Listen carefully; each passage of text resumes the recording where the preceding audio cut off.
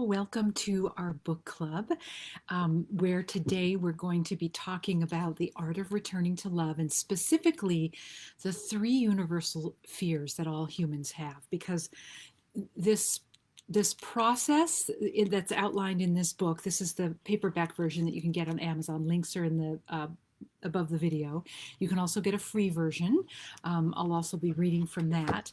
And what was I going to say about that? These three universal fears are true for all humans. It's kind of like part of the game board, if you will, when we decide to have a human experience. And so grab a cup of tea. You might notice that I'm a little more bundled up. It's kind of chilly today. We live in a house that was built in 1906, and it's quite cold in the winter. I like to joke and say we're basically camping in walls, and it's great in the summer because it stays cool, but it's a bit nippy in the winter. If we've not yet met, I'm Laurie Morse, a 30-year practitioner of Chinese medicine and the director of the Sacred Health Academy, where we teach women who want to get her health back, basically. She's tried everything, and she knows she has to include her sacred self, but doesn't quite know how. So we walk together on a journey, and all without overwhelm. It's an online experience, it's an educational journey, and it's taken at one's own pace because, we all want to live with a calm mind, with energy and vitality in our body, peace in our hearts, right? And impact with our lives. So let's go ahead and turn. I'm on what page is this? 14 of the PDF. That's the free version if you want to do that. Link is in the above this video here.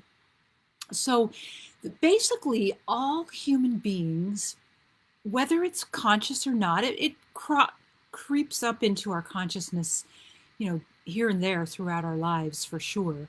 And all human beings feel like they have an albatross around their neck, that analogy that's used. And everyone has their version of what this albatross is, right? It's the thing. I like to call it a message of intelligence, although it does not feel that way when we're actually feeling it. But it is the thing that gets our attention for however long necessary until we turn toward it instead of resisting it and do the work to transform that energy. We can call that healing. Usually the main primary three areas that these getting our attention things show up is either in relationships or in the realm of the work we do in the world or in the realm of money. Those are kind of like the three biggies, or health, actually. I think money and work in the world can be sometimes similar, but also health issues. So whenever we have a health problem, it's a message of intelligence trying to get our attention. And this, I talk about this a little bit more in the book. We've talked about it in an earlier book club. So what do you think the three universal fears are? It's in the book, so you have the answer. You have the cheat sheet.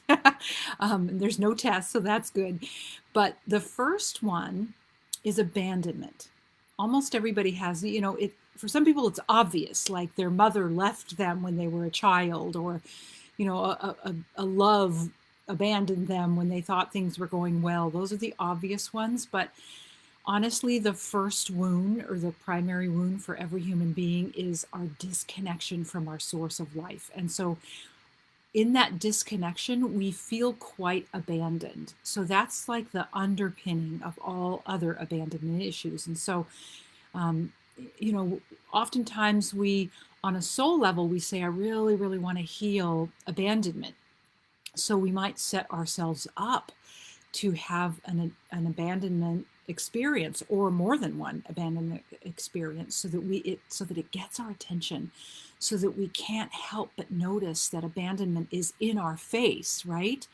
And of course it's hard and it's traumatic, and we want to make it about the event, and it's not like it isn't about the event, but it's more than the event. So I just would like to invite you to consider that everything that happens for us is so that we can transform the energy. And that's what the art of returning to love is all about. It's transforming energy back into its original um, form of life force, which is the frequency, the energetics, the vibration of love. And gratitude is right up there with that vibration of love. So if abandonment is something that you've dealt with, well, congratulations. You're human, and you're just noticing one of the three universal fears that just about every human being has. The second universal fear is feeling unworthy and not enough. If you can imagine that here's the source of life, and that source of life extends itself as a smaller version that is you and is me, right? Microcosm, macrocosm. And if we're disconnected, if the smaller version of us, and I don't mean small as in less than, I mean small as in not the whole, an extension of the whole, a hologram of the whole, if you will. If the smaller version of us is disconnected from our wholeness, our higher presence, our the source of life, then we can't feel that worth. We can't feel that wholeness, right? So we have these constant underpinnings of feeling unworthy and not enough. And that shows up in a lot of places in life, and it's true for every human being. There's not enough time, there's not enough energy, there's not enough love, there's not enough connection, there's not enough money, there's not enough respect, there's not enough civility. I mean, the list is long. And so every time a sense of feeling not enough comes up, that is an opportunity. And when you get good at this, when you do your homework, your play work, if you will, when you get better at this just by practice, and then you can do it, quick and in the moment, then you can return that energy of feeling not enough, because it's going to come up. This is the lifetime that all of us said, if we're here now, we all said, I will do this work. I will return the borrowed energy from life back to life in the form that it originally started as, which is love. And so, that's our job. I know I sound repetitive when I say that, but that it's important to remember that that's our job. So we're not really not enough. We just have a perception that we are. When we do the work of connecting and we start feeling into that experience of wholeness that is always there for us to turn to, then it replaces, that feeling of wholeness starts replacing the emptiness of not enough, because it's impossible to be not enough when we're connected, right? So that's our work. And then the third universal fear is the fear of annihilation. Oh, this happened last time. Yeah, I had this metal sign on my door, and the wind is blowing and it just flings off and makes a crashing sound. Anyway, the word annihilation is in and of itself kind of dramatic, right? So it's tricky for the human mind to get its arms around this, because again, if we imagine the smaller part of us, the extended part of us from the wholeness, feeling that disconnection, and once there's a reemergence or a connection or a reconciliation with that higher and more whole part of ourselves, the lower human mind realizes that there's going to be a change in who holds the reins, who calls the shots, right? Who's driving the bus, so to speak. And it doesn't want that. So it fights tooth and nail to stay disconnected so it can maintain itself in the pilot seat, so to speak. And so the idea of the human mind feeling like it might be obliterated, it's its worst fear, actually. But here's the clincher of the whole story of that is that it's never obliterated. It's actually made more. It aligns and what's the other word I'm looking for? It aligns itself and it becomes part of the higher divine mind, which gives it more sense of power and more sense of wholeness and value, right? It just fights that until it realizes, oh, when it happens, right, this is actually better. What was I bitching about the whole time?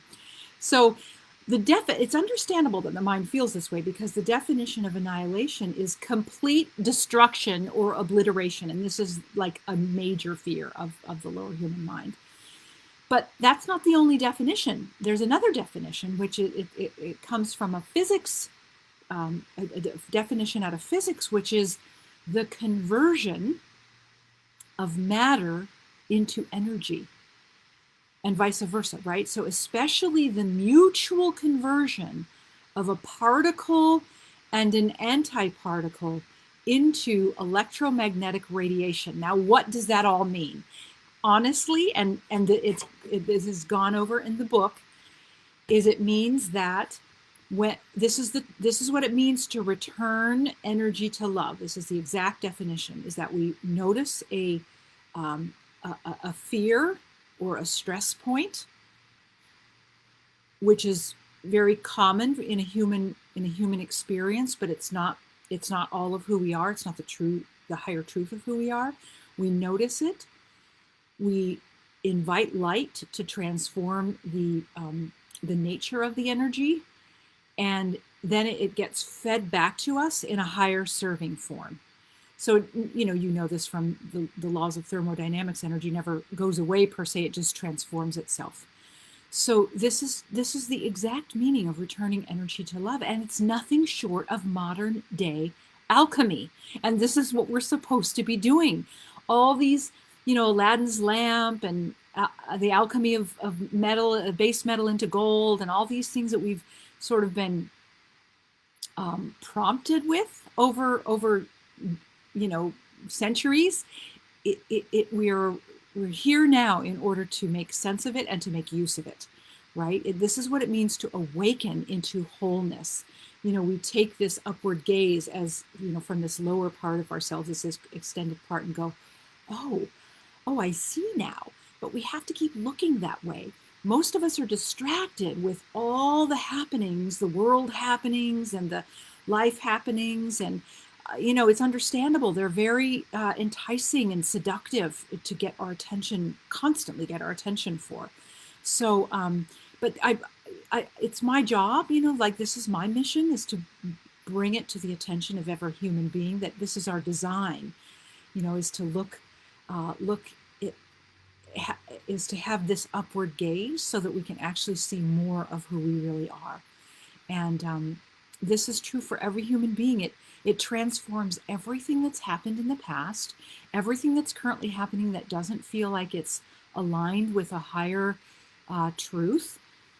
No matter what, everything is transmutable, if you will. So one of the other links that I have in the above the video is a link to the main Art of Returning to Love page. And the reason it's there is because I'd love for you to go check it out and consider putting yourself in the 30-day immersion companion course to this book. It's important. We have to keep the energy alive. We have to keep our attention on the thing that we want to make grow and that we want to gain traction with.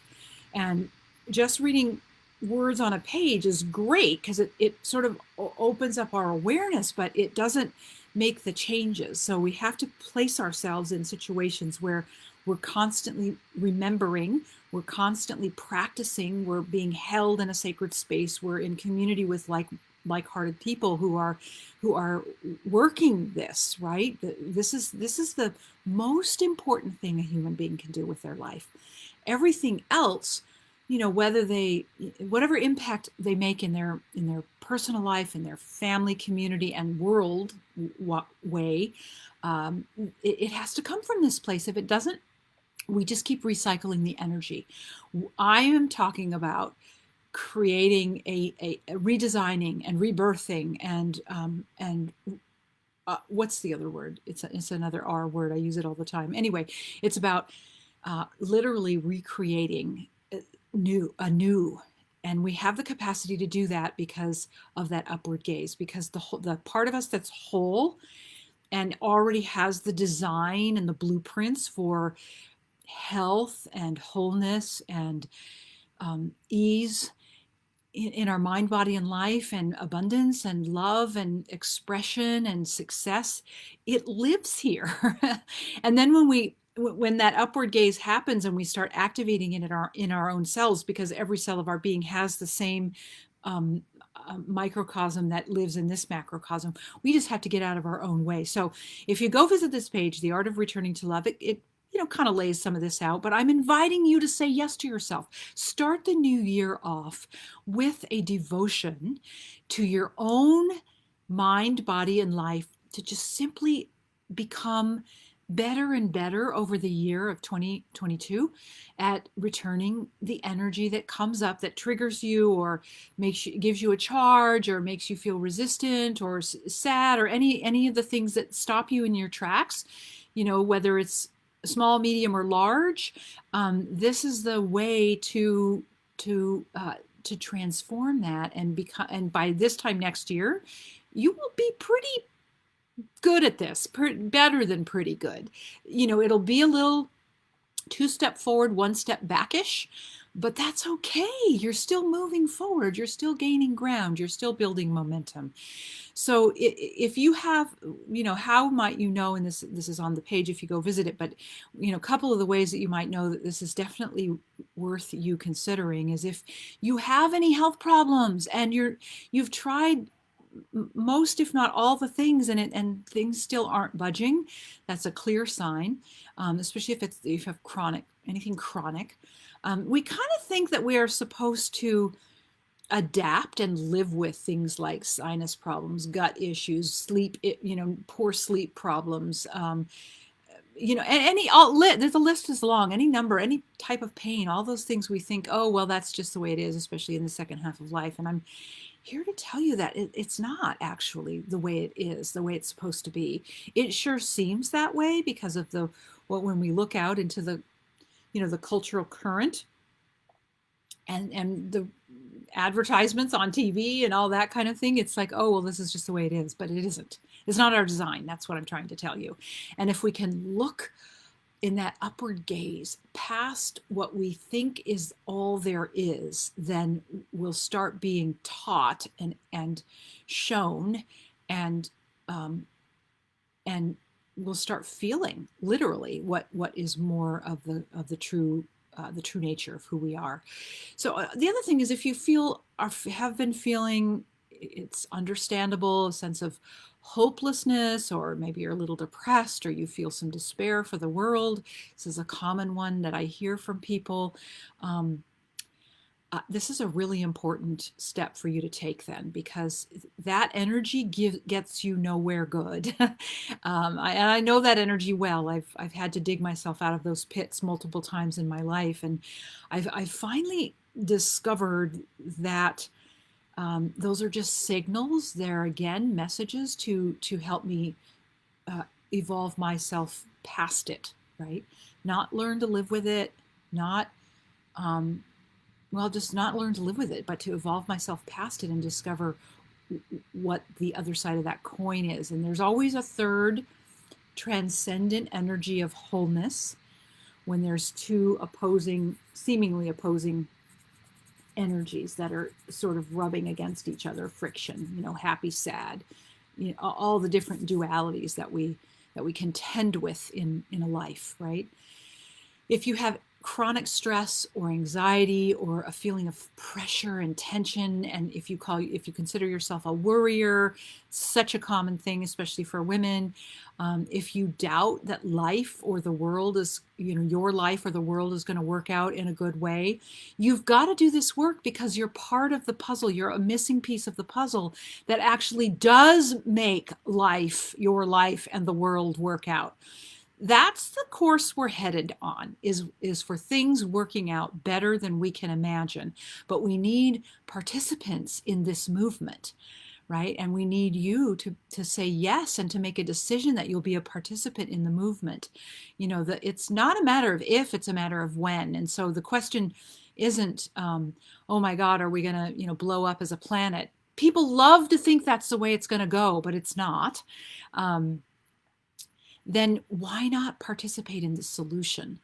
Why not engage with the energy that will actually tip the scales in favor quicker in favor of where we're headed anyway, where Mother Earth in her ascension process and where all of her forms of life are going with her, and that includes you and me. So that's how I see it anyway.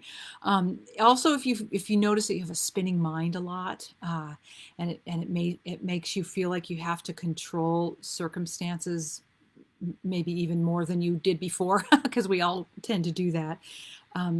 Jump into this process because it will help you ease and soften that tendency to spin and control things so it feels like you'll be okay. But that's not the source of our okayness, right? The source of our okayness is our connection to the source of life. And you'll learn how to do that, like up the wazoo, if you will, in this program. So also, you may or may not even be aware of this, but a lot of times people have a hard time staying in their body, staying embodied, mostly because we're just so habituated to being in our head. This is the spinning mind thing. This is the lower human mind I'm talking about. We don't spin when we're connected to the higher intelligent superconscious mind, the divine mind, if you will. There's a sense of ease in that connection, and so it's really important that we are embodied at this point in time, and that takes a little bit of practice. So just this is another goodie you'll get out of doing this program. You'll get a sense of hope, a sense of ease, the ability to have connection at the snap of your own fingers, of being embodied. That's where all the wisdom is in our body, right? All that cellular intelligence, we have to be in our body to excavate it or mine it, if you will.